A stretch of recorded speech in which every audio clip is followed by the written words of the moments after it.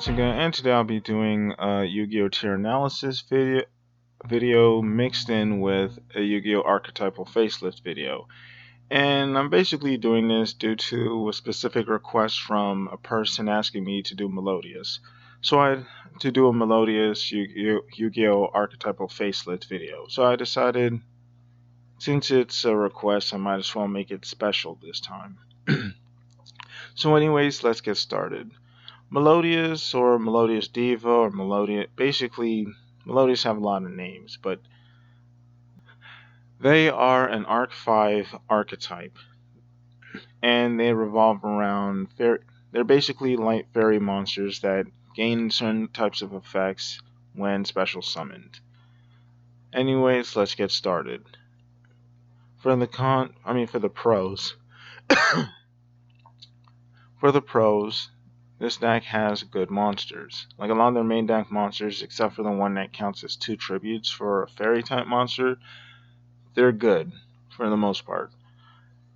This deck can easily swarm because, that's why the Link monster works really well, because the deck has like 2 monsters that basically function like Blackwing monsters, basically 5Ds versions of Blackwing monsters. Like no hard ones per turn, they could just special summon themselves. I think they have that one caveat saying that you can only special summon light monsters, but that's no problem in Melodious.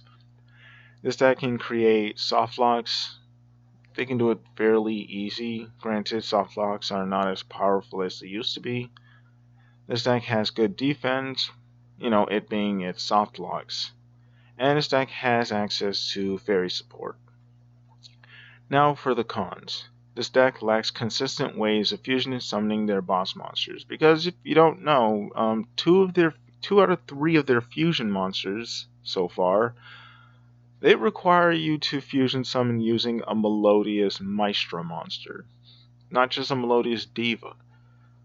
And there's only 3 Melodious Maestras, one of which is a fusion monster, and one of which is the biggest main deck Melodious monster, but it's usually hard to summon.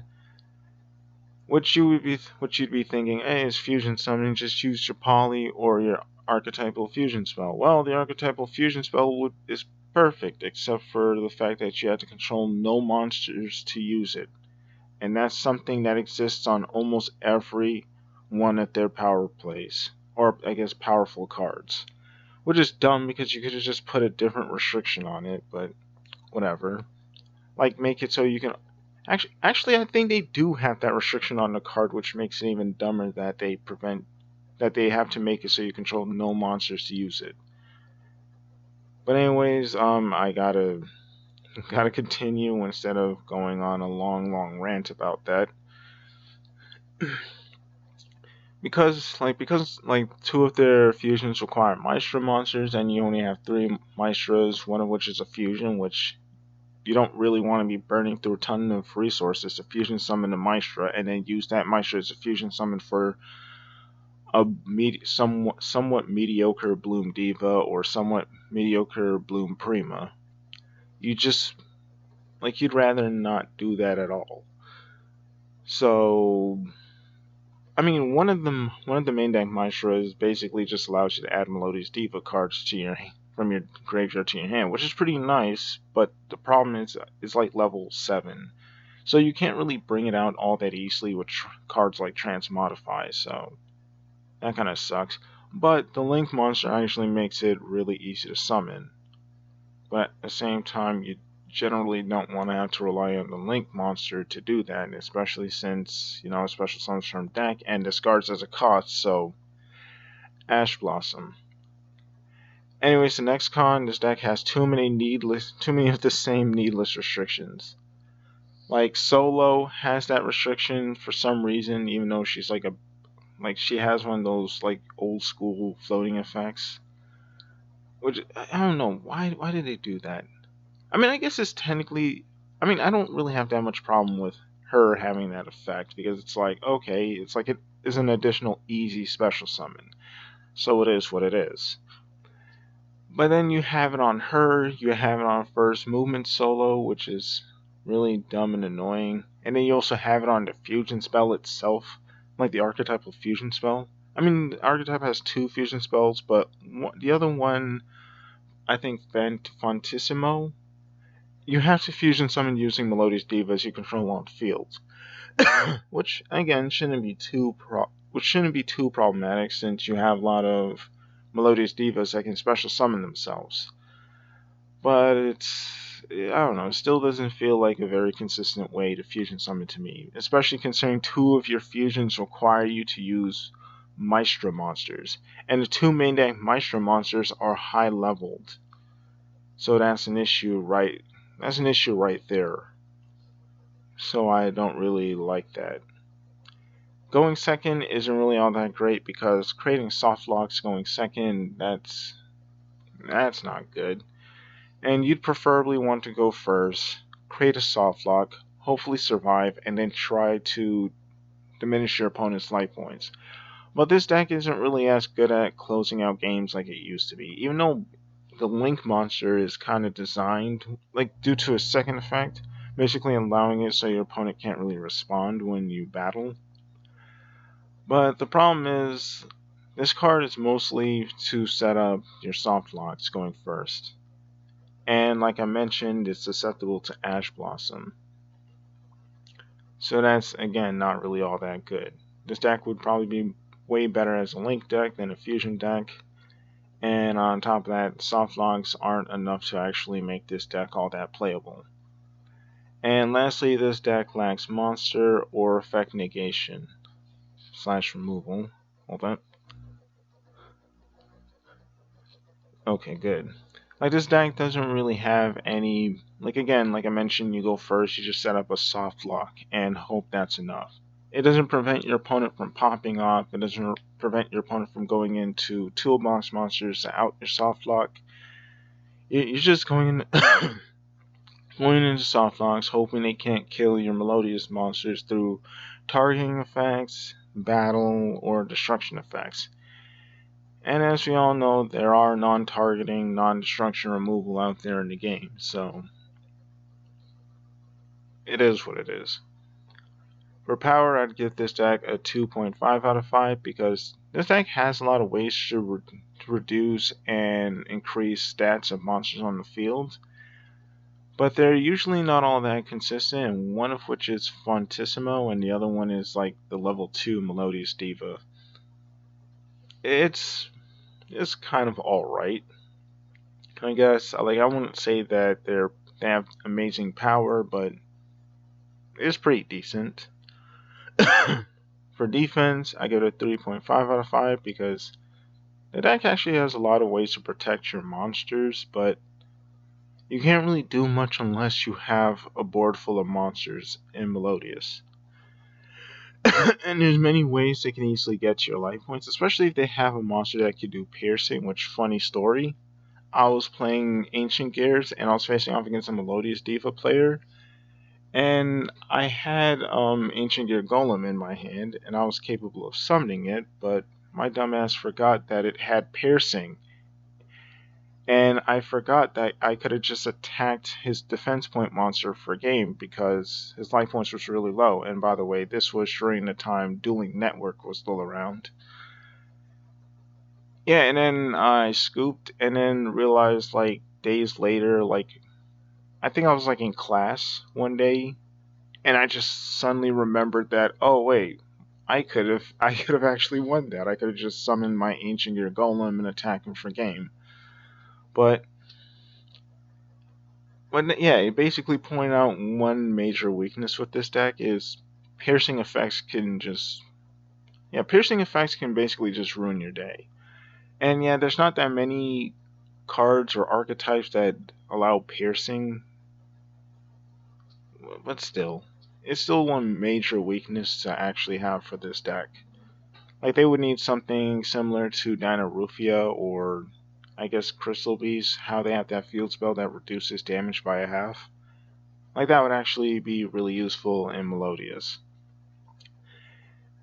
Next, for the recovery, we have one of the Maestras, which is pretty cool. Plus, Like I mentioned, like this deck can easily swarm, so because of that, you can easily swarm into your Link monster to set up more Melodious plays, or you can go into your one of your Maestras, which basically has the ability to fetch one of your Melodious Diva from the graveyard. But that's about it for recovery.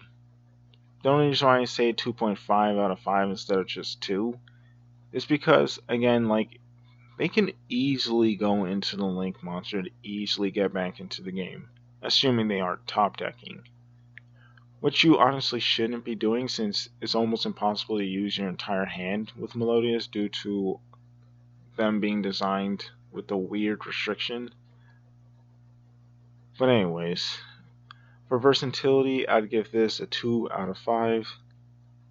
They have, like I said, they have no monster removal, they have no effect negation, they don't even have spell trap removal. They don't really have many versatile effects. They only have 3 fusion monsters and 1 link monster, and that 1 link monster is supposed to enable your basic melodious plays. So the deck doesn't really have many versatile plays or many options it can go into. And as for consistency, I'd give it a 3 out of 5. Because like I mentioned, this deck can easily go into Bloom Harmonist. And like I mentioned, like this card is really good. Although susceptible to Ash, it is really good and it could easily get your play started. But again, like I mentioned, it's susceptible to Ash, but is really easy to go into.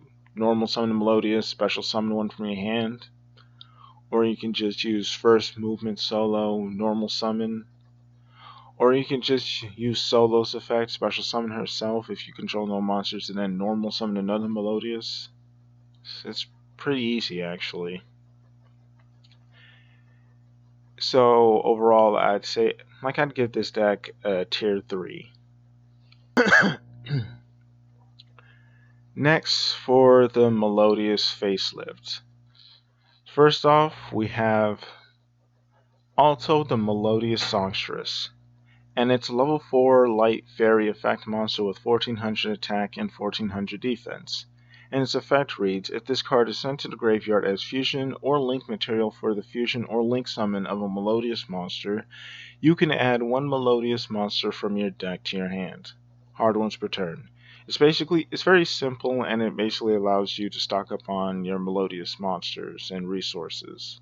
Should have said Melodious card instead of Melodious monster, but it's fine. Maybe. I don't know. I probably messed up with that card. Anyways, next off we have Harmonic Fusion. It's a normal trap, and its effect reads, you can target 1 Melodious monster in your graveyard, add it to your hand, and if you do, fusion summon 1 Melodious fusion monster using monsters in your hand or field as material. You can banish this card from your graveyard, special summon 1 Melodious monster from your hand. Hard ones per turn. Basically allows you to special summon from the hand, so you can just in case you brick and you draw one of your main deck Melodious Maestras, you can basically just special summon it from your hand. Granted, it's a trap card, but if you go first and you have this card in your hand and you have a way to summon the Link monster, you can basically pitch this card as cost, special summon 2 your Melodious monsters, then use the trap effect to special summon any bricks that you might have had in your hands, like your Melodious Maestra. Granted, you'd probably also just, if you'd want to, you could just discard the brick. But most of the time, you're gonna want that Melodious Maestra on the. You'd either want them on the field or in deck, so you might as well just pitch this card and then special summon that Maestra. Next, we have Bakia, the Melodious Maestra, and it's a level 7 light fusion effect fairy effect monster with 2200 attack and 1800 defense. And it requires 2 Melodious monsters. Its effect reads, if this card is fusion summoned, you can target 1 Melodious monster in your graveyard, gain life points equal to that monster's attack. Each time your opponent activates a monster effect, this card gains 200 attack, and all monsters your opponent controls loses 200 attack until the end of the next turn. Basically, it just makes it so makes it harder for your opponent to beat over this. Again, this card is still fairly easy to out, but if you play your cards right, you might actually set up a soft lock on top of having this card on the field. So even if your opponent outs it, your opponent's the attack of your opponent's monsters are going to be probably too low for them to actually KO you or do anything severe to you. Next and lastly, we have Bloom Pianist, the Melodious Composer, and it's a level 8 Light Fusion Fairy Effect monster with 2400 attack and 1900 defense. And it requires one Melodious monster plus one Fusion monster. If this card is special summoned, you can destroy all special summoned monsters your opponent controls, and if you do, inflict 500 damage to your opponent for each monster destroyed by this effect. Second effect, if this card is unaffected by your opponent's activated monster effects. Basically just to prevent your opponent from just spinning it away or sending it to grave off of things like Dingirsu or Ningirsu or Shrag. It's like a decent monster. It's 2400 attack, and it just nukes the board when it's summoned. Kinda. It just mostly nukes special summoned monsters. But again, given that this is Melodious Diva and you're gonna be setting up soft locks, this effect is gonna be pretty decent, and will also allow you to, I guess, deal with your opponent's board as well as further push for game, because this deck lacks monster removal like I mentioned, and on top of that, oh right, and because it's not affected by your opponent's activated monster effects, your opponent can't really just use a negate to stop this thing. Granted, they'd probably use a negate to stop its fusion summon, but let's just pretend that they didn't do that. Basically, you can basically just push through their negate and then just make them suffer, essentially. Anyways, that's all I have, and basically that's all I have for the Melodious Divas, or Melodious. Anyways, tell me what you guys think about these Melodious cards, as well as Melodious as an archetype, and it's been me, your boy Blue Getsuga, and I'm out.